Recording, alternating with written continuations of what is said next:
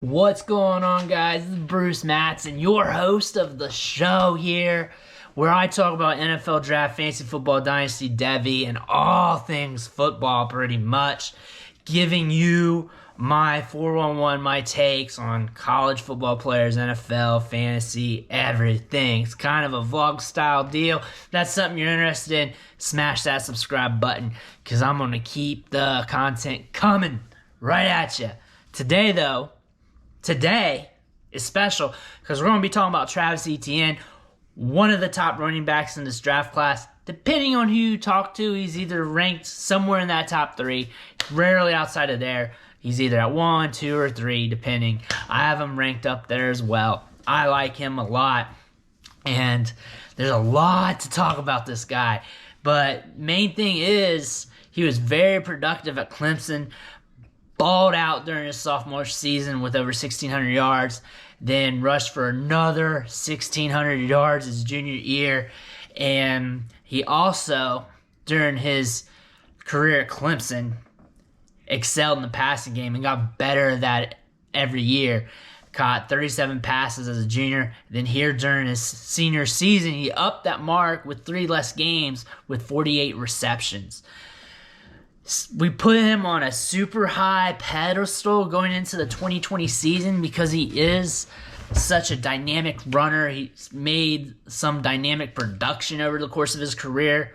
And it might not have been fair considering this is the COVID year and we need to be making exceptions for this, that, and that, where Travis Etienne was expected to ball out, which he has been doing this season. He had a great year, rushed for 914 yards in 12 games, also had 14 touchdowns, and upped his receiving production. We were just expecting more. That has cast him in a lower light compared to him last year. But when watching him on the field, it's not like he's gotten worse. If anything, he might have gotten better. He has speed for days. He's very bursty. He's elusive.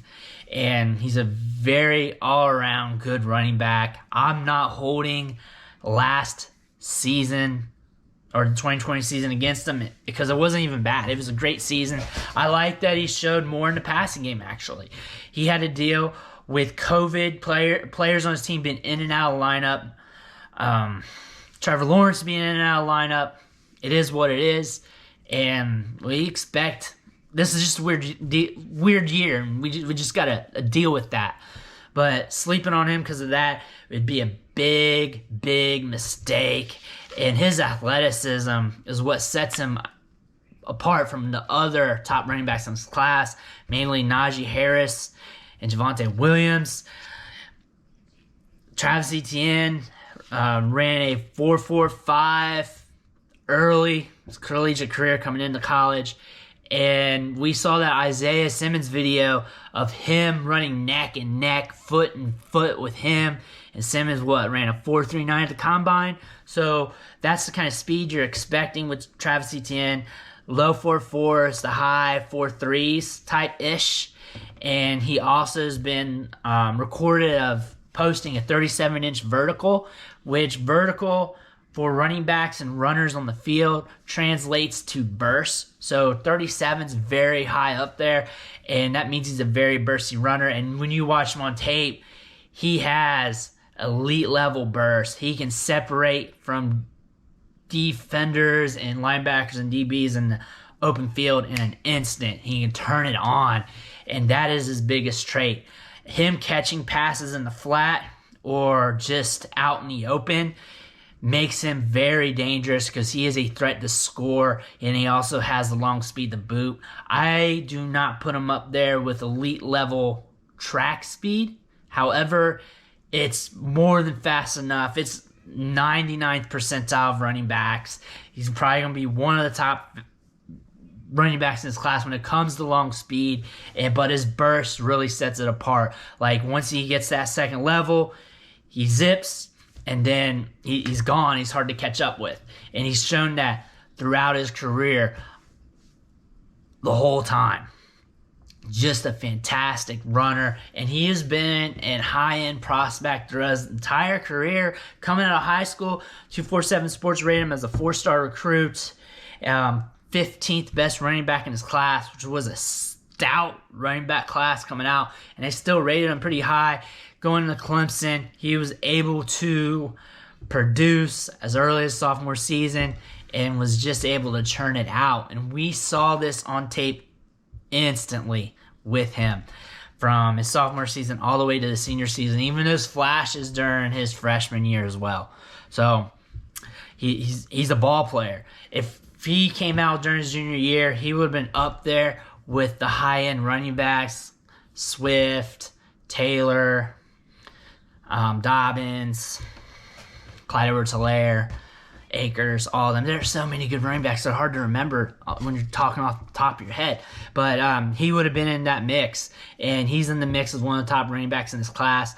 I have him compared to Alvin Kamara due to his burst, due to him catching the ball in the flat and being able to eat chunks of yardage quick, and that sets him apart by from a lot of running backs. If he can get on a team that is smart enough to utilize him in the flat in the passing game and get him volume there, then he could be easily an RB1 throughout his career like Alvin Kamara. Another way he's like Alvin Kamara is his contact balance, and this is due to his burst because he builds up that inertia coming through the hole into that second level, and then when he does hit that linebacker, that DB, he has so much inertia built up that it's hard for that linebacker DB to stay on him, to fully go through the tackle. Then he ends up bouncing off the player, and he regains burst so quick because he is so athletic, so strong off the top of his foot when it comes to running,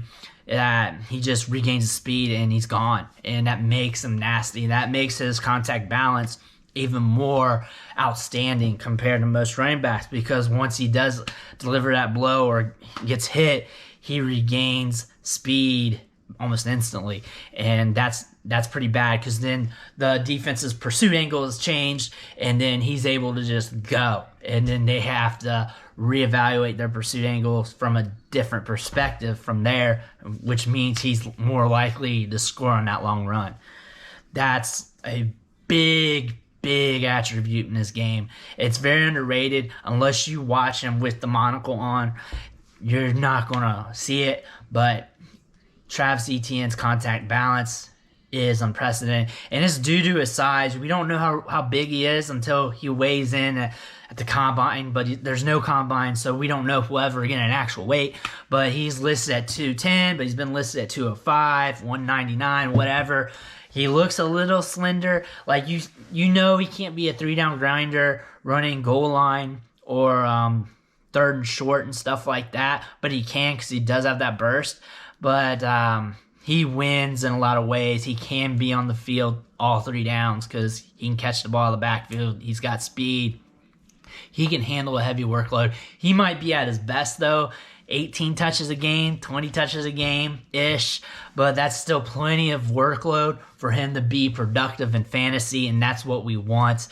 Just like Alvin Kamara. I think these two players are very similar because they win in similar ways on the football field. I like Etienne a lot. I'm going to have multiple videos about him, going into more detail, more metrics, more film, whatnot. But just letting you know, thank you guys for watching the show. This vlog-style show, this series I've been doing about these prospects, talking them up. I watched a little tape, I watched a little this and that, and I just put on the camera on a roll. Hope you guys like it. Hit that subscribe button on the way out. Drop me some likes. Help a man out on the algorithm, and I'll catch you next time.